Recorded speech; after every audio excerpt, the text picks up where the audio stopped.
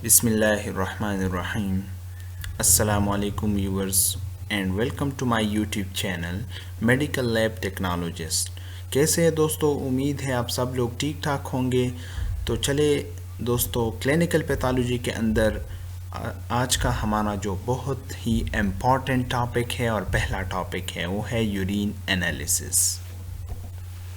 Urine analysis के अंदर हम कौन कौन से कंटेंट पढ़ेंगे या कौन कौन से टॉपिक पढ़ेंगे? Types of routine urine examination, physical examination, chemical examination, microscopic examination and sample collection. इन सब पे मैं अलग अलग वीडियो बना लूँगा, ठीक है। लेकिन आज हम एक ओवरव्यू लेंगे यूरिन एनालिसिस के ऊपर। What is urine analysis? A urine analysis is a laboratory test. It can help us to detect or identify problem that may be shown by your urine.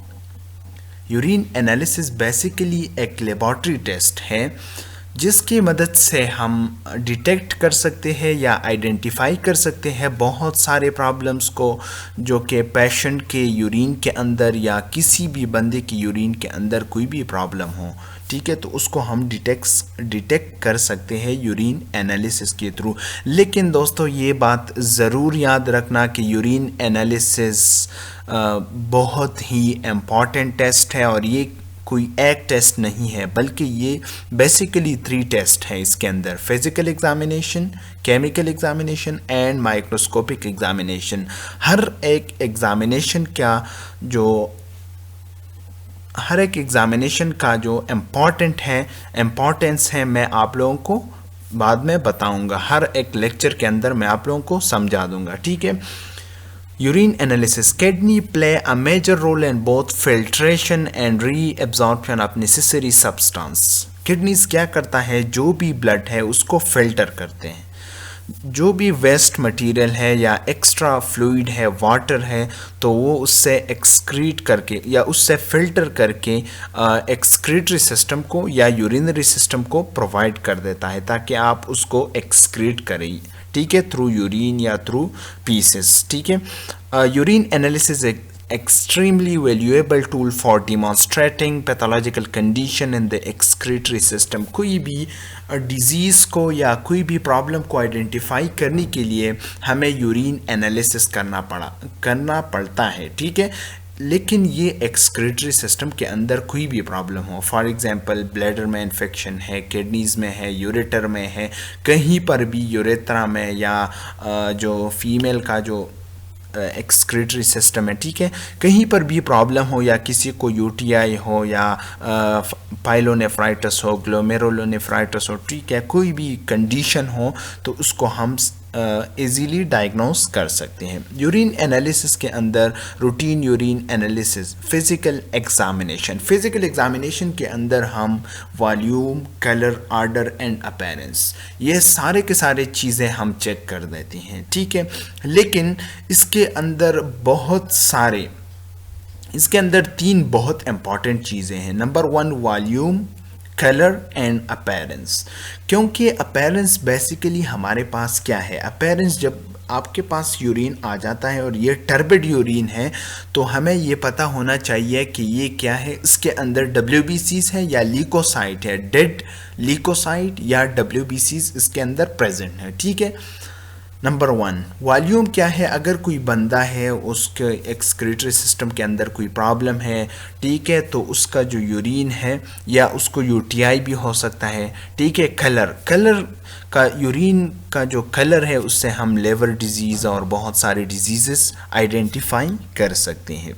Urine analysis, इसके अंदर हम physical examination of urine as the first part of routine analysis, it is done by direct observation. ये हम अपने आंखों से देखते हैं क्योंकि फिजिकल एग्जामिनेशन में हम ऑब्जर्व कर देते हैं चीज़ें, ठीक है। केमिकल एग्जामिनेशन के अंदर हम glucose, protein, ketone bodies, bilirubin, urobilinogen, nitrates and pH, ये सारे के सारी चीज़ें हम उसके अंदर डिटेक्ट कर देते हैं। लेकिन ग्लूकोज बेसिकली हमारे पास उस कंडीशन में आ जाता है जब पेशेंट डायबिटिक हो, ठीक है। प्रोटीन उस कंडीशन में आ जाता है जब पेशेंट को प्रोटीनूरिया हो, ठीक है। कीटोन बॉडीज डायबिटिक कीटोएसिडोसिस के अंदर आ जाता है। बिलिरुबिन एंड यूरोबिलिनोजिन ये लिवर कंडीशन के अंदर आ जाता है, ठीक है। और नाइट्रेट्स बेसिकली एक इन्फेक्शन को इंडिकेट करता है, ठीक है। पीएच बेसिकली इसके अंदर बहुत इम्पॉर्टेंट रोल है। जब किसी के यूरिन में क्रिस्टल आ जाता है और आप उसका जो पीएच है वो डिटेक्ट कर देते हैं, तो इसके अंदर अगर पीएच एसिडिक है तो इसका जो किडनी स्टोन है वो अलग है, ठीक है।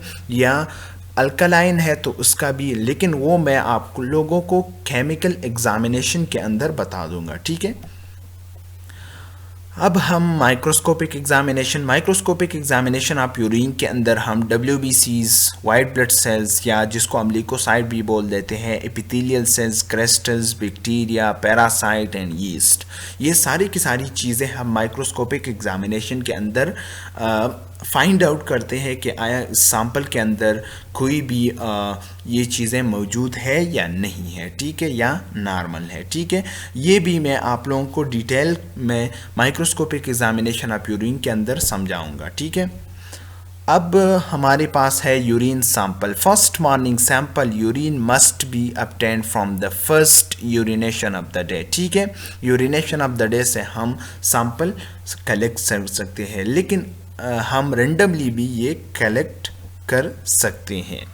Random sample, urine sample collected at any time of the day, क्योंकि इसके लिए कोई स्पेसिफिकेशन नहीं है।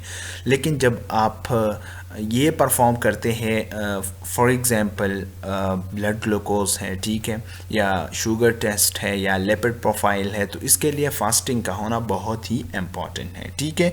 Urine sample 24 hour urine sample, ठीक है। A sample collected over 24 hour के अंदर जब आप यूरिन सैंपल कलेक्ट कर देते हैं एक बिग कंटेनर या एक बड़े कंटेनर के अंदर, तो उसको हम 24 आवर यूरिन कहते हैं। लेकिन ये बेसिकली हम किडनी पेशेंट के लिए परफॉर्म करते हैं।